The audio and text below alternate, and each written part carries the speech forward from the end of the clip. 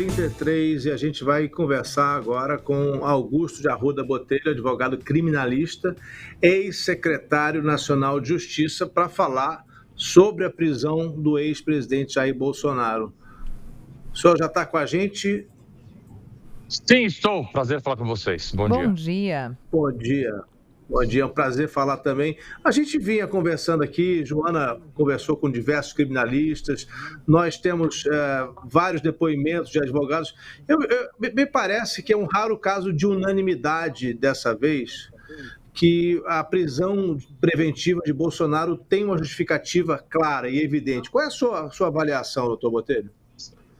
Bom, vamos lá. Primeiro a gente precisa entender o que é prisão preventiva, né? É uma das modalidades de prisão cautelar. O que é uma prisão cautelar? É uma prisão que acontece antes de uma condenação definitiva. A gente tem, por exemplo, a prisão em flagrante, que acontece logo depois de alguém cometer um crime ou ser flagrado logo após cometer esse crime. Você tem a prisão temporária, que é uma prisão sempre focada na investigação e ela tem um prazo que a lei determina para terminar. E você tem a prisão preventiva, que ela segue uma série de requisitos da lei. É uma prisão excepcional, é uma prisão que tem que ser decretada somente e tão somente quando há elementos concretos, elementos contemporâneos que justifiquem essa medida, justamente porque ela prende alguém que ainda não tem contra si uma sentença transitada em julgado. Então é algo excepcional, você está aí ultrapassando uma garantia constitucional da presunção de inocência e prendendo alguém antes de uma sentença penal definitiva. Por isso que ela sempre tem que observar requisitos que a lei estipula muito bem quais são. Nesse caso específico que a gente está tratando, do ex-presidente Jair Bolsonaro, os motivos pelos quais optou-se pela prisão preventiva me parecem, e da análise tanto aí do pedido da Polícia Federal, a concordância do Ministério Público Federal e o próprio despacho do Supremo Tribunal Federal, ter elementos concretos e contemporâneos para se decretar essa prisão. Por isso que eu analiso, apesar de entender sempre que a prisão preventiva é uma prisão excepcional, ela tem que ser decretada com muito cuidado, com muita atenção, mas nesse caso específico eu entendo sim que os requisitos da lei foram cumpridos. Doutor, quando a gente ficou sabendo da decisão do ministro Alexandre de Moraes, a gente ficou sabendo que ela foi embasada com esses dois elementos, né? O doutor falou de elementos que justificam a vigília, a convocação da vigília pelo filho de Bolsonaro, Flávio Bolsonaro, e a violação da tornozeleira. Num primeiro momento, o que a cobertura jornalística fez foi entender, até porque eu acho que na decisão em si pesa muito o fator vigília. Então, a vigília como um momento de protesto que poderia justificar uma fuga, que poderia, né, causar tumultos ali e prejudicar a ordem pública. Só depois é que a gente teve acesso ao tamanho da violação da tornozeleira, né? Até porque quem não lida com tornozeleira eletrônica não sabe o que significa uma violação desse tipo de dispositivo. É tentar arrancar, é bater com ele numa escada, é ficar sem bateria, pode ser um monte de coisa. A gente não sabe, né? A gente não está com isso todos os dias. Então, essa vigília, ela pode ter pesado mais do que a violação da tornozeleira ou foi só uma percepção na nossa informação e os dois fatos juntos sim embasaram a decisão do ministro Alexandre de Moraes?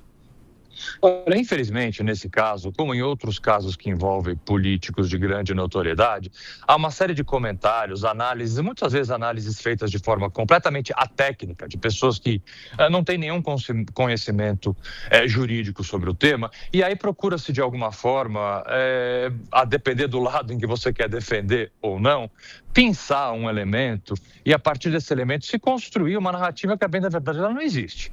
A questão da vigília, que por muitos apoiadores do governo Bolsonaro tem sido levada em conta como, olha, estamos aí de certa forma cerceando a liberdade religiosa, cerceando a liberdade de se reunir, como se isso tivesse sido o elemento fundamental e o fato da existência da vigília tenha sido o elemento a justificar a prisão preventiva. Essas pessoas, sinceramente, não leram o decreto de prisão. A vigília ela está dentro de um contexto que seria a possibilidade de fuga. Você pode fazer vigílias, você pode se reunir, você pode protestar. A Constituição brasileira garante, ainda bem, continua garantindo isso e tem que garantir independentemente do lado político que você esteja. Você tem que ter o direito de protestar, de reclamar, de se reunir, de fazer vigílias. Não é o fato da vigília em si que foi o elemento para justificar a prisão preventiva, mas a aglomeração próximo do local em que o ex-presidente está numa prisão domiciliar poderia, de certa forma, influenciar ou aí impedir um monitoramento completo, facilitando, então, dentro de um contexto macro em que há outros elementos indicativos de uma possibilidade de fuga, que essa possibilidade de fuga realmente acontecesse. Então, a gente não pode isoladamente olhar a palavra vigília e falar a prisão foi decretada por causa da vigília. Não, isso é um elemento dentro de um contexto muito maior, com outros fatos concretos. De novo, é importante que tenham fatos concretos, a gente não pode ficar na presunção. A presunção, Doutor ela... Botelho. Diga, por favor. Não, sim, a violação da tornozeleira, ela configura que tipo de crime? Como é que isso se dá juridicamente? Um preso que está em prisão domiciliar que viola a tornozeleira. Eu falo para qualquer um, não no caso específico do ex-presidente Jair Bolsonaro. O que isso representa juridicamente? Por que uma pessoa está com uma tornozeleira eletrônica? Primeiro precisa se responder isso. Ela está com uma tornozeleira eletrônica porque em algum momento durante uma investigação, um processo, identificou-se a possibilidade de decretar uma prisão preventiva, número 1. Primeiro você precisa ter elementos para decretar uma prisão preventiva. Você vai no texto da lei, o texto da lei ainda bem hoje, alterado recentemente, prevê modalidades alternativas à prisão preventiva. Uma delas é a colocação de uma tornozeleira eletrônica. Então, deixa-se de prender alguém, coloca uma tornozeleira eletrônica como uma alternativa à prisão. A partir do momento que você tenta retirar, tenta burlar, tenta fazer qualquer dano numa tornozeleira eletrônica, você está desrespeitando uma medida cautelar alternativa à prisão e, por isso, aquela sua prisão que lá atrás já poderia ter sido decretada, mas foi substituída, ela é decretada. Então, o que é o rompimento da tornozeleira? O que é o dano a uma tornozeleira? É um desrespeito a uma medida cautelar alternativa à prisão?